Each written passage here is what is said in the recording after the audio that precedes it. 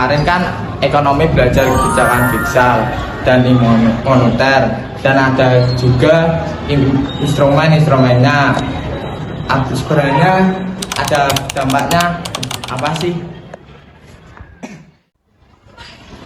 Nah, jadi kebijakan ekonomi itu secara umum ada dua, yaitu kebijakan fiskal dan juga kebijakan moneter. Nah, kebijakan moneter itu adalah kebijakan yang dilakukan oleh bank sentral, sedangkan kebijakan fiskal itu dilakukan oleh pemerintah. Nah, kedua kebijakan ini tuh dapat digunakan negara untuk mengatasi kondisi perekonomian seperti inflasi dan juga deflasi. Kebijakan moneter memiliki 5 instrumen di dalamnya, yaitu kebijakan operasi pasar terbuka, kebijakan diskonto, dan kebijakan mengubah cadangan minimum.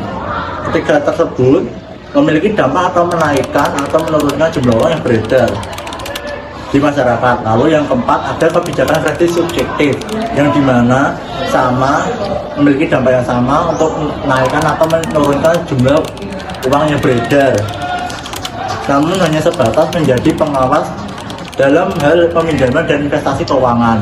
Lalu yang terakhir ada persuasi moral, yang dimana berfungsi untuk mengurangi atau menambah keseluruhan pinjaman dan membuat perubahan-perubahan atas suku bunga.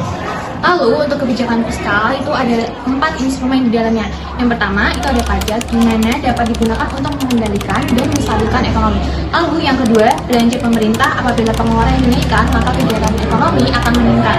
Apabila pengeluaran diturunkan, maka harga-harga akan kembali terkendali dan anggaran pemerintah menjadi surplus. Lalu subsidi itu digunakan untuk menjaga daya beli masyarakat. Dan yang terakhir, pinjaman publik untuk membantu pemerintah memenuhi kebutuhan-kebutuhannya. Terus kalau semisal kedua kebijakan itu diterapin, maka dampaknya apa aja ya? Dampak dari penerapan dua kebijakan itu pun beragam. Yang pertama, dampak untuk penerapan kebijakan moneter. Kebijakan moneter dapat berdampak pada naik atau turunnya tingkat suku bunga. Hal ini disesuaikan dengan kondisi ekonomi pada negara tersebut, sedang inflasi ataupun deflasi. Lalu yang kedua, menjual atau membeli surat berharga untuk mengatur peredaran uang yang ada. Ketiga, cadangan wajib minimum untuk menaikkan atau menurunkan cadangan bank umum sehingga berkaitan dengan jumlah peredaran uang yang ada di masyarakat. Dan terakhir, pemberlakuan kredit. Apabila menerapkan asas 5C, maka jumlah peredaran uang akan berkurang. Selanjutnya, kebijakan fiskal pun juga akan memiliki dampak bagi perekonomian. Dampaknya itu ada 3. Yang pertama, bagi pengeluaran pemerintah yang nantinya akan berdampak pada naik atau turunnya kegiatan perekonomian. Lalu yang kedua, pembayaran transfer yang diharapkan dapat menjadi stimulus untuk menaikkan daya beli. Dan yang terakhir, pengendalian pajak dengan menaikkan atau menurunkan disesuaikan dengan kondisi ekonomi negara tersebut yang sedang mengalami inflasi atau deflasi. Oh, jadi gitu ya. Paham deh sekarang tentang materi ini. Oh ya, berarti kalau sesuai naskah ini kita bisa ngambil kesimpulannya ya. Kebijakan moneter yang pemerintah ambil adalah kebijakan diskonto agar neraca perdagangan tidak turun dan mendorong minat beli masyarakat.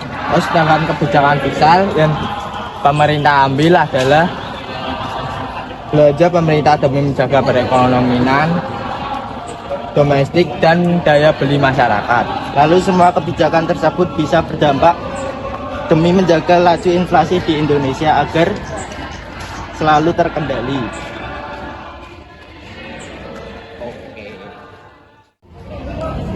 Demikian teman-teman dari kelompok 1, saya Geda Nashwadida dari awal perasaan saya nanti dari absen Saya Abdul Sinawas Dinawasanjono dari nomor absen 1. Saya Ahmad Sanul Azim dari nomor absen 6.